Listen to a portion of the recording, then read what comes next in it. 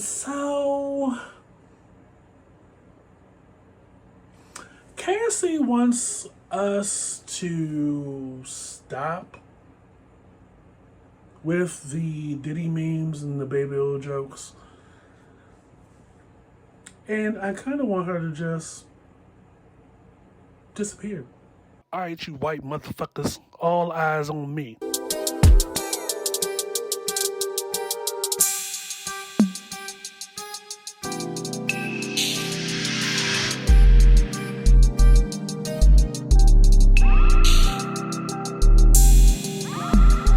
This is the I Refuse podcast. This is Mr. Fox, the I Refuse podcast. Who I'm back here to talk about some things that's been on my mind the last 24 hours. Y'all are really gonna get sick of me after this, but gotta talk about it. So, first things first. Hi, I'm Mr. Fox, the I Refuse podcast. Welcome. So glad you can come. Just fall back a little bit, girlfriend. You got the $30 million settlement. Some of us are still riding with you for a little bit. But you may want to stop talking, you and your lawyer. Here it is, almost a year since you, Cassie, filed a $30 million lawsuit against Diddy, right? And we've been following that since then. And I personally, on any page that I have, personal or representing this here podcast, have lauded you as a heroine, and I still do, against all things anti-Cassie, anti-pretty girl privilege. Oh, you know, she only won because she's pretty, and she was there enjoying the spoils and doing the. I'm just repeating what people are saying. Now you got this money and you're still talking like, girl, disappear. And I'm kind of, while I'm not that aggressive and anti about it at this point, this is coming from a place of, kind of read the room a little bit. If I was somebody that was terrorized, assaulted, harassed, not able to escape my abuser, I would keep a relatively low profile. Since filing a lawsuit of this magnitude. And while I can't speak for Cassie, I'm speaking for myself.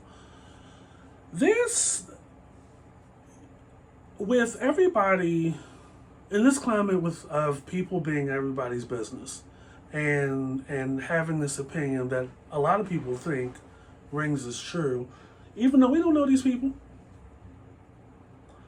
it is the smart move since November would be not to say anything at all. I know in an earlier video on this channel, I had talked about or mentioned her, Cassie's lawyer speaking out on the raid or something. And I thought, why is the lawyer speaking? Like, if you were hired and retained for this settlement back in November, and you got the settlement, why are we still active with this? Because it's kind of giving in some people's minds that you are pulling the strings behind the scenes on some things. And while I'm of the mindset of exposing people, thus making it hard for them to hide their shit, is perfectly reasonable. Like, if I've endured abuse, I've been harassed, I have been enduring a lot over a long period of time at the hands of this person. And I'm aware that he is paying folks off to hide any remnants or evidence. I'm going to pull the needle. I'm going to try my damnedest to pull the needle back and take the power back. And show the rest of y'all how it's done. If all of that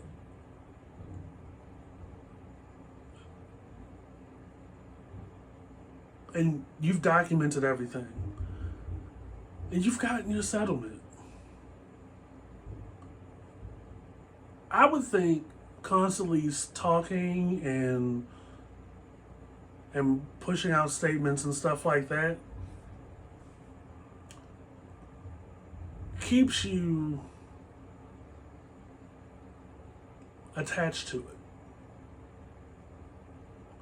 And I would think, in some people's minds looking at this, are like, girl, why would you put yourself through this again?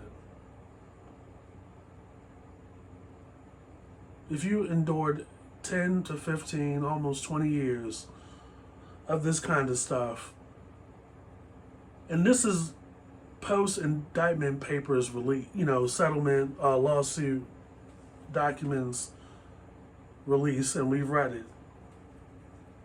And our stomachs have been turning, and you have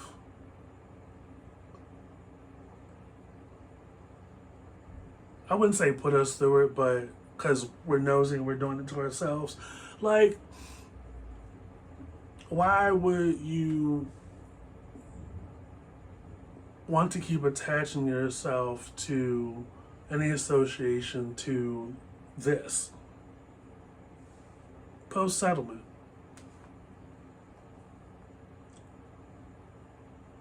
And I'm sure a lot of you out here are still 10 toes down with the belief that it was easy to turn the narrative or turn the tables because you're pretty. And, the indictment and the allegations of the lawsuits have fanned the flames of bias for Diddy. That they putting this motherfucker on trial for being freaky. And it's like, there's more to it than that. There is definitely more to it than that. And all that and then some is going to come out over the course of this trial. And like I said on earlier videos, if I know anything about the feds, they don't pounce the next day. They've been investigating this dude for a long time. And if we've learned anything about humans is when the seat's getting hot, they will turn. And there'll be more names coming out, which we've seen. So it's bigger than Cassie. Unfortunately,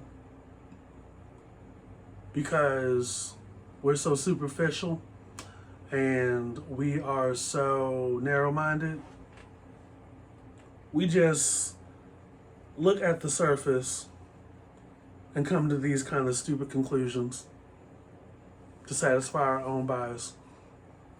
Oh, another powerful man, another pretty girl. She was in there doing it with him. Now she wants money for the... I'm like, oh, Lord.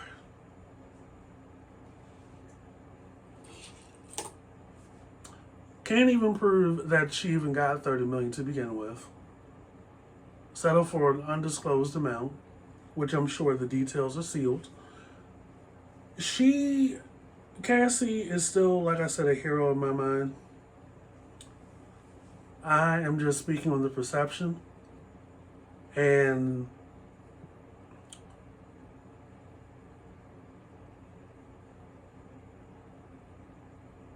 while I still stand 10 toes down with, I asked y'all last week to wrap up these Diddy memes and these Diddy jokes because there's a lot of pain and suffering that has yet to fully be disclosed. There is part of me that believes, in the same breath, that a person that has benefited greatly, outcome wise, should probably fall back a little bit.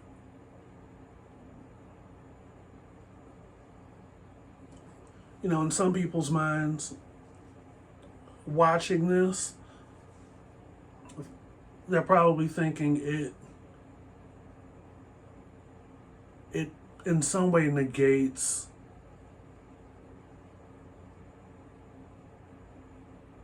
the purpose of filing the lawsuit or, you know, against Diddy back in November. Because if it was truly traumatic, why would you continue to attach yourself currently to anything regarding Diddy that's come out of your own papers, your own indictment, your own filings, your own documents? Because the thing, her documents, the filing last November was very detailed, which is very key into adding merit and legal merit and justification into what's being alleged in those same documents. Now, I think her speaking out further raises eyebrows on some people. Last week I was talking about this with somebody down at a seafood spot. It was brief, and I was low-key kind of offended. You know, I'm not a female rights lawyer or anything, but the big thing was that the over 1,000 bottles of baby oil, and of course Cassie's name came up, and it was, the opinion was around of that she got off, and now she wants to play victim. Oh boy. And this was coming from a woman.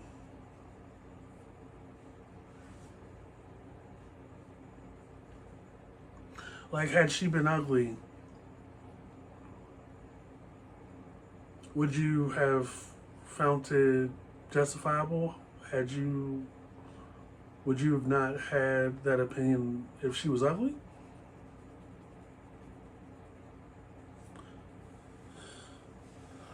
Because she's not his only victim.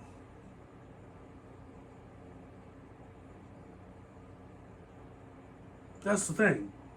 She's not the only female that has caught hands and has been at the hands of his intimidation, harassment techniques, his tactics. The woman that got shot in the face at the nightclub is back in 99, 2000 in the New York City nightclub is talking.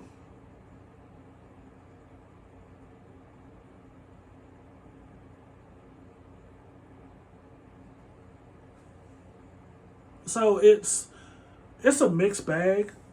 Um, for me though, if and when I am a victim of a traumatic experience,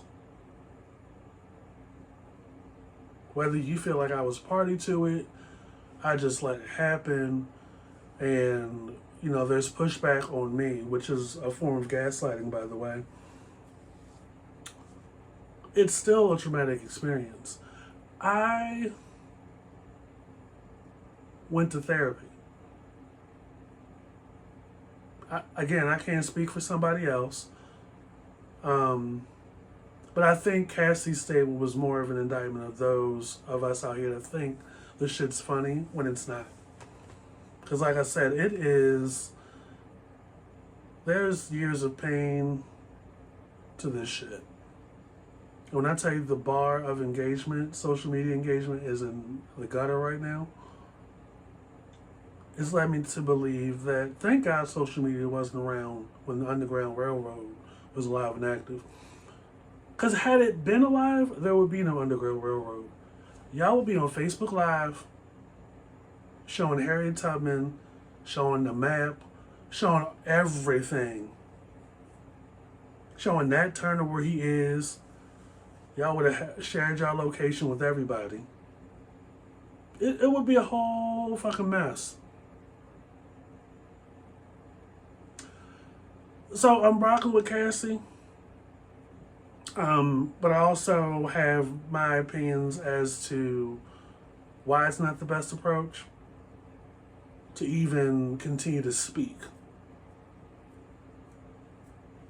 Because you continue to attach yourself to your traumatic experience.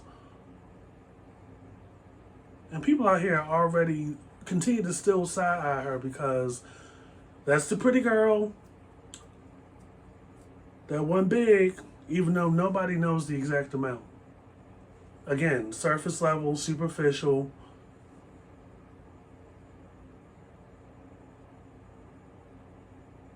The crusty lip, raccoon eye brigade are like saying their little think pieces.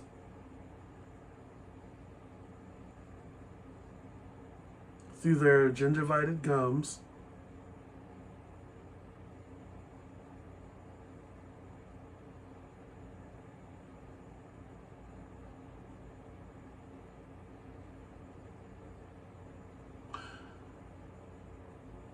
I swear, y'all make it hard for women sometimes. Y'all make it hard for women.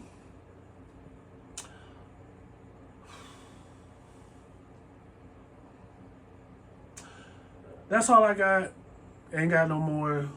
This is Mr. Fox I Refuse podcast. This has been real. Keep it locked and loaded on the I Refuse podcast, wherever you get your podcasts. Also, follow, subscribe to the YouTube channel here.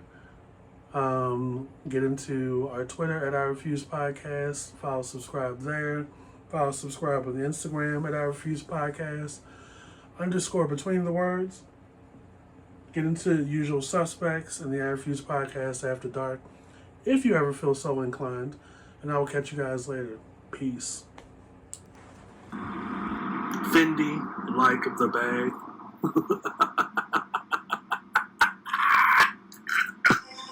This is the I Refuse